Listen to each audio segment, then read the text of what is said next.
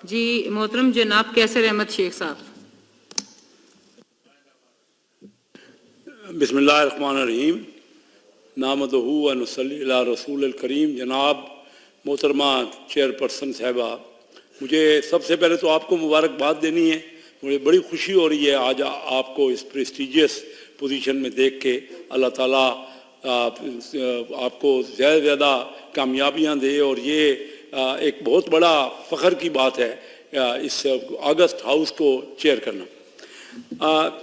यहाँ मेरी बहन आशा घोष पाशा साहब बैठी हैं, फाइनेंस मिनिस्टर हैं, मिनिस्टर ऑफ स्टेट।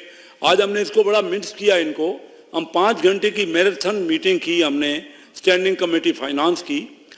हर हमारी फाइनेंस कमेटी में ये आती रही, लेकिन ये बजट में शायद बिजी थी तो ये इधर रही। हम सुबह 10 बजे से लेके 2:30 बजे तक हमने 2:30 पौने 3 बजे तक मीटिंग की है वो। और बड़ी तफसील से FBR चेयरमैन भी वहाँ थे, हमारे स्टेट बैंक के गवर्नर भी थे, और फिर हमारे पहली बार हमारे मोहतरम इसहाक डार साहब फाइनेंस मिनिस्टर भी तशरीफ लाए और उन्होंने बड़ी डिटेल से डेलिब्रेशन की। मुझे बड़ी खुशी है क्योंकि जब तक उन लेवल पे ये तो हमें हमारे पास आती हैं और अपने तौर पे हमें बताती हैं, जब तक कि इस लेवल पे ये बजट को एक्सप्लेन नहीं किया जाएगा और आपस में डिस्कशन नहीं होगी कि क्या उसमें खूबियां हैं और क्या और बेहतरी हो सकती है, क्योंकि बजट फाइनलाइज होने वाला है, तभी इस असम्बली का फायदा है। असम्बली की जो स्टैंडिंग कमेटी है उसमें कोई 21 मेंबर है नेशनल असम्बली के, आपके मेंबर हैं, और उन्होंने ही बजट पास करना होता है। इससे पहले डार साहब तशरीफ नहीं लाए।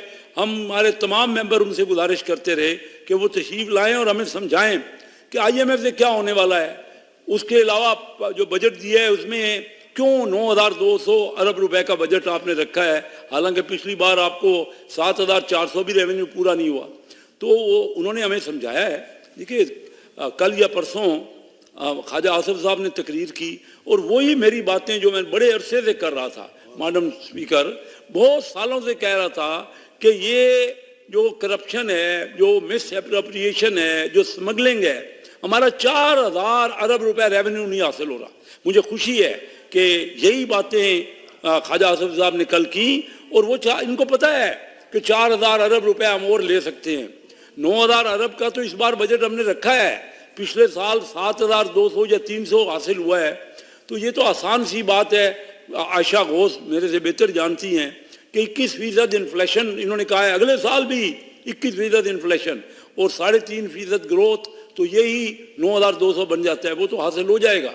लेकिन बात यह है कि जो 4,000 अरब रुपए की करप्शन है, जो स्मगलिंग है, जो मिस एप्रोप्रिएशन है, जो वजीर दफा कह रहे हैं, खुद कह रहे हैं, तो वो क्यों नहीं वसूल की जाती? वो वसूल करेंगे तो आम आदमी पे खर्च करेंगे। इस साल बेहतर ये हुआ, इस साल मोहतरमा मुझे भी प्राइम मिनिस्टर साहब ने, मैं स्पेशल असिस्टेंट हूँ प्राइम मिनिस्टर साहब का, तो उन्होंने मुझे शामिल किया अपनी बजट की मीटिंग्स में। तो मेरा जोर तो पहले दिन से ही यही है। पिछले 2-2.5 साल पहले आप ये देखिए कि PTI की हुकूमत ने 3 अरब डॉलर, जब हमारे पास डॉलर नहीं है, 3 अरब डॉलर लुटा दिए 580 अमीरों को। आज भी मैं फाइनेंस कमेटी में कहता रहा उनको, गवर्नर स्टेट बैंक को, कि मुझे बताएं तो सही वो कौन 580 खुश नसीब हैं जिनको आपने 0% पे या मामूली परसेंटेज पे आपने 10 साल के लिए 3 अरब डॉलर दे दिए। पाकिस्तान को तो 1.1 अरब डॉलर चाहिए और वो भी मिल नहीं रही IMF से, और 3 अरब डॉलर PTI की हुकूमत ने, क्योंकि उनको पता ही नहीं है कि बिजनेस क्या होता है, और वो उन लोगों को दिए जिन्होंने इस्तेमाल भी ठीक नहीं किया, अपने बड़े बड़े घर बना लिए। मेरे जानने वाले हैं वो लोग, मैं उनके नाम मुझे नहीं मिल रहे अभी तक। आज भी मैंने पता किया स्टेट बैंक से, वो कहते हैं कि शायद बैंकों ने दे दिए और बैंकों का नाम खराब हो जाएगा। अगर हमारे मुल्क में इस तरह का नहीं होगा, हम बता नहीं सकेंगे और इस तरह हम बांटते रहेंगे। ये बजाय कि SMEs को देते, छोटे किसी बंदे को देते, काश्तकार को देते, और खुद हुकूमत ने जो ये पैसे दिए ना 87,000 करोड़, उसमें खुद हुकूमत ने तो कर्जा ले लिया और वो कर्जा 21% सूद भर रहे हैं। यानी एक तरफ 580 अमीरों को 0% पे मुफ्त दे दिया, हुकूमत ने वही पैसे खुद कर्जा ले लिया और 15,000 उस पे कर्जे पे सूद भर रहे हैं और उस पे अब टैक्स लगेगा। और पिछली हुकूमत ने किया है हमारी हुकूमत को चाहिए ना कि उनका पता करें कि क्या वजह हुई कि वो किधर गई, वो जो मशीनरी मंगाई गई, जो एयर जेट मशीनरी आई या जो सीमेंट की मशीनरी आई, उसकी ज़रूरत ही नहीं थी, उनको मुफ्त मिल रहा था, उन्होंने कहा ये मुफ्त मंगवा लो। अभी मैं जनाबे मोहतरमा चेयरमैन साहब से कहूँगा, देखिए हमारा मुल्क था पाकिस्तान जिसने चीन को कारोबार करना सिखाया। मैं पहली बार अपने और कई दोस्तों के साथ गया चीन, ये मैं बात कर रहा हूँ कोई 1900 पहली बार 72 में, आज से 50 साल पहले। उनको किसी किस्म का कारोबार का अंदाज़ा नहीं था। लड़के और लड़की में पहचान करना मुश्किल थी, क्योंकि कोई एक ही किस्म का उनका ड्रेस होता था, मोटे, और उनकी वर्दी होती थी ब्लू रंग की, और बाल एक ही किस्म के तराशे होते थे, मेकअप होता नहीं था। मेरे साथ 2 लड़के और 2 लड़कियां मीटिंग में अगर बैठते थे तो मुझे मुश्किल था पता करना। उनके पास उन्होंने किसी बाहर के बंदे को देखा नहीं हुआ था। हम जब बाहर निकलते थे उनकी मार्केट में तो हमें देखने के लिए ठठ लग जाते थे कि ये कौन लोग हैं। मैं कह रहा हूँ हमने चीन को बताया ट्रेड क्या होती है। आज दुनिया की लार्जेस्ट परचेजिंग पावर पैरिटी बन गई। दुनिया के सबसे अमीर कौम इस वक्त चाइना है, और ये 50-52 साल की बात है। हमने कोरिया को बताया सेकंड 5 ईयर प्लान के बाद कि कोरिया हम डेवलप कर रहे थे, और कोरिया ने अपने लोग भेजे। डॉक्टर महबूब हक साहब हमारे यहाँ वजीर, हमारे यहाँ उस वक़्त हमारी जो कमेटी हमारी प्लानिंग की है उसके वाइस चेयरमैन थे। वो यहाँ से सीख के बच्चे गए कोरिया के, और आज हमारे बच्चे धक्के खा रहे हैं वहाँ कोरिया में। एक मुझे कहता है, मेरे कॉन्स्टिट्यूंसी में जाता हूँ ना तो मुझे कहता है ये बच्चा एक कोरिया तो भेज दो। हमने उनको सिखाया। इंडिया की मनमोहन सिंह, मैं वो आपको बातें कर रहा हूँ तारीख की कि हम कहाँ रह गए और हमने क्या किया। मनमोहन सिंह 1987 में डॉक्टर महबूब हक और मनमोहन सिंह दोस्त थे। वो वजीर ख़जाना इंडिया में थे, ये पाकिस्तान में थे।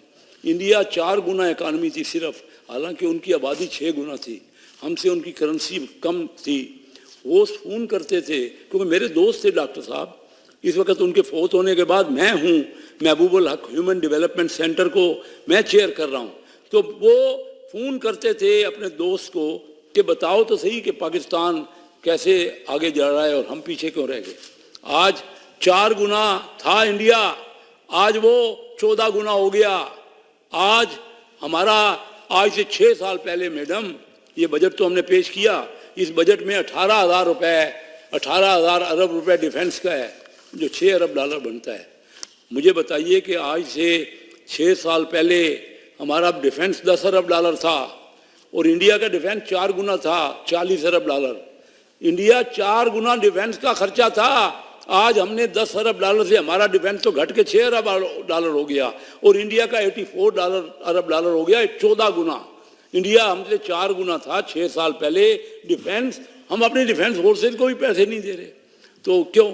लेकिन इस बजट में पहली बार, ये तो इसलिए हुआ ना क्योंकि ख्वाजा आसफ साहब ने कहा, सही कहा, मेरी बात को ही कोट किया कि वो 4,000 अरब डॉलर 4,000 अरब रुपए हम साल के वसूल नहीं कर पा रहे, जो कि करप्शन हो रही है। अगर हम वसूल करते तो अपने गरीबों पे और लोगों पे लगाते ना। आज हमारे यहाँ सबसे ज़्यादा जो तवज्जो देनी थी और की है, इस बार मैं आपको जिक्र कर रहा था कि प्राइम मिनिस्टर साहब ने मुझे भी अपने साथ रखा है। मैंने उनको कहा कि ये अमीरों को दिया गया है पीटीआई के दौर में, इस बार आम लोगों को दो, एसएमईज को दो। एसएमईज जो है इंडिया में उनके टोटल कर्जे का 15% मिलता है, और पाकिस्तान में हमारे टोटल कर्जे का 7% मिलता है। तो बहुत अच्छा किया। मैं जनाब शहबाज शरीफ साहब को मुबारकबाद देता हूँ और इसहाक डार साहब को भी मुबारकबाद देता हूँ कि उन्होंने इस बार ये किया है बैंकों को, क्योंकि बैंक देते नहीं हैं, बैंक सिर्फ अमीरों को देते हैं। आपका मुल्क क्यों नहीं आगे बढ़ रहा? अमीर और गरीब में फ़र्क क्यों बढ़ रहा है? बैंक कर्जा ही नहीं देता, ना एग्रीकल्चर वाले किसी को देता है, ना किसी छोटी इंडस्ट्री को देता है।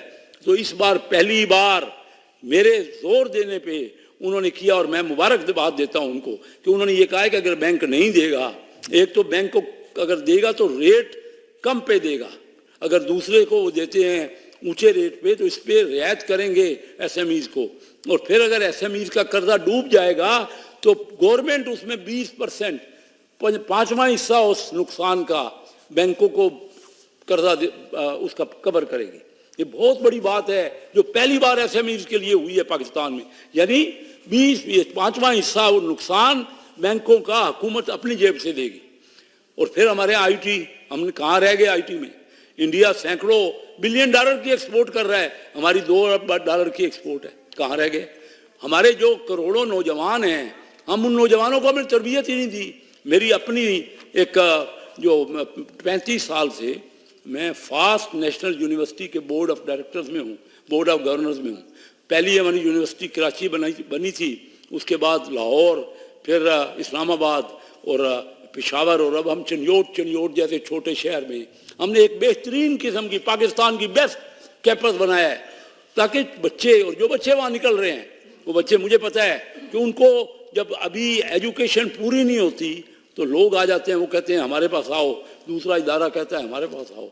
तो हमने क्या किया? पाकिस्तान जब बना, जनाबे मोहतरमा, आप क्योंकि बड़ी लर्नेड खातून है मुझे पता है, और आपको एजुकेशन से ख़ास तौर पे बड़ा लगाव है, तो मैं ये कहना चाह रहा हूँ कि पाकिस्तान बना, उस वक्त डाउ मेडिकल कॉलेज भी था कराची में, उस वक्त किंग एडवर्ड कॉलेज भी था।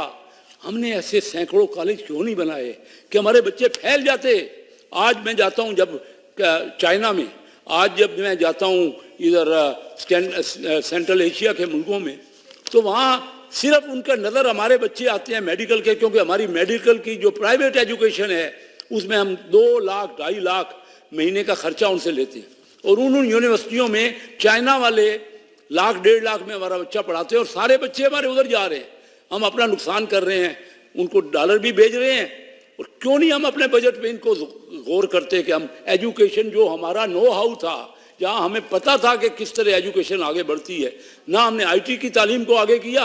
अभी इस बजट में पहली बार उस तरफ डायरेक्शन में गौर किया गया है, और ये आईटी के लिए बहुत सी सहूलतें दी गई हैं। मैं देखता हूँ, आप सही कह, उन्होंने टारगेट रखा है कि अगर पिछले साल 2 अरब डॉलर होती थी एक्सपोर्ट, तो इस साल 3.5 अरब डॉलर होगी। तो ये काम हमें करने हैं। पाकिस्तान एक बेहतरीन मुल्क है। जो ये कहता है ना कि पाकिस्तान डिफॉल्ट हो रहा है, वो किसी पागलों की जन्नत में रहता है। पाकिस्तान के टोटल एसेट, मैं बड़े अथॉरिटी से आपसे कह रहा हूं, पाकिस्तान के टोटल एसेट इस वक्त कम से कम 4,000 अरब डॉलर से ऊपर है, और पाकिस्तान 1 अरब डॉलर के लिए डिफॉल्ट हो जाएगा। शर्म नहीं आती कहने वालों को?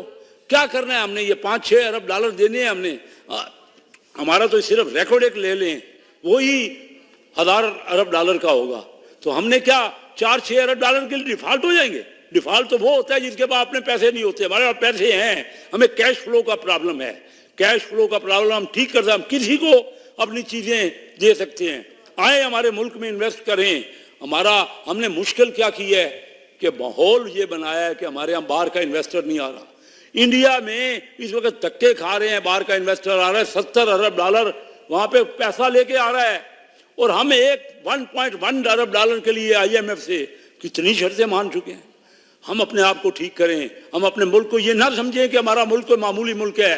और ये जो 9 मई को हुआ है, ये 9 मई को जो हुआ वाकया, इसमें इतना बड़ी ज्यादती हुई है और की कराई गई है, जानबूझ के वर्गलाया गया है अपनी ही मुल्क के खिलाफ, अपनी ही फौजों के खिलाफ, अपनी ही उन डिफेंस इंस्टॉलेशन के खिलाफ।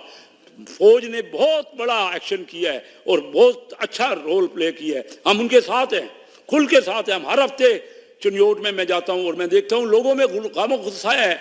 मैं वहां पे हर हफ्ते चुनियोट में फौज के फेवर में रैलियां निकलवा रहा हूं।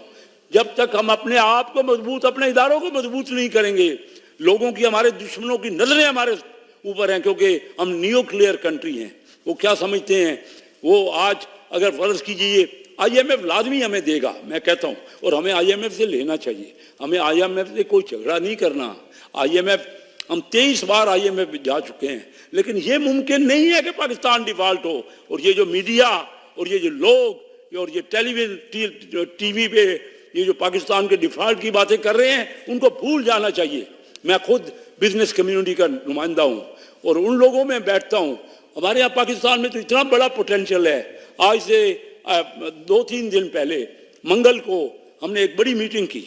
हम इंडस्ट्रियलिस्ट आए और वो मुझे कह रहे हैं कि वो अपनी इंडस्ट्रियों से ज़्यादा वो कहते हैं कि हमारे एग्रीकल्चर में हमें प्रॉफिट है। वो कहते हैं, मैं मियां मंशा साहब की मिसाल दे रहा हूँ, मिसाल नाम लेके बता रहा हूँ। वो कह रहे हैं कि हमने इधर इंडस्ट्री भी लगाई हुई है और इधर एग्रीकल्चर में हमने इन्वेस्टमेंट की है। देखिए हमारा मुल्क तो एक फर्टाइल मुल्क है, हमने अपने मुल्क को डेवलप नहीं किया। आज मेरे दोस्त चाइना गए हुए हैं, वहां से वो मुझे मैसेज भेज रहे हैं कि हम ज्यादा से ज्यादा आपके एग्रीकल्चर में इन्वेस्टमेंट करना चाहते हैं। तो ये हमारा मुल्क कोई मामूली मुल्क नहीं है। हमने अपने मुल्क को खुद नहीं संभाला। हमें चाहिए कि हम अपने मुल्क को 5वां दुनिया का बड़ा आबादी के हिसाब से मुल्क है, तो हमें अपने मुल्क को और आगे बढ़ाना है। और इसको मिलजुल के सिर्फ ये है कि हम खामखा अपनी पॉलिटिकल टर्माइल पैदा कर रहे हैं, सियासी टर्माइल की वजह से ये हालात पैदा हो रहे हैं कि यहाँ लोग इन्वेस्टमेंट के लिए नहीं आते। हमें इलेक्शन अपने टाइम पे कराना चाहिए। मैं ये भी कहता हूँ कि कोई ये बातें भी गलत हैं जो ये कहता है कि इलेक्शन वक्त में नहीं होना चाहिए। इलेक्शन उस वक्त जरूर नहीं होना चाहिए था। मैंने 12 मई 2022 को यहाँ तकरीर करके कही थी कि पाकिस्तान की मईशत वेंटिलेटर पे है, पहले तमाम डॉक्टर मिलके उसको संभालो, उसके बाद हम उसके निकाह या उसकी शादी या उसके इलेक्शन की डेटें भी फिक्स कर लेंगे। पहले मरीज अपना संभाल लो। हमने 1 साल में अपने मरीज को तमाना ही नहीं किया, क्योंकि हम आपस में लड़ रहे हैं। क्या हुआ 1971 में हमारा मुल्क जो 2 टुकड़े हुआ, तो क्या हुआ कि हम पॉलिटिकली आपस में लड़े हुए थे। पीपल पार्टी और अवामी लीग आपस में लड़ी हुई थी। आज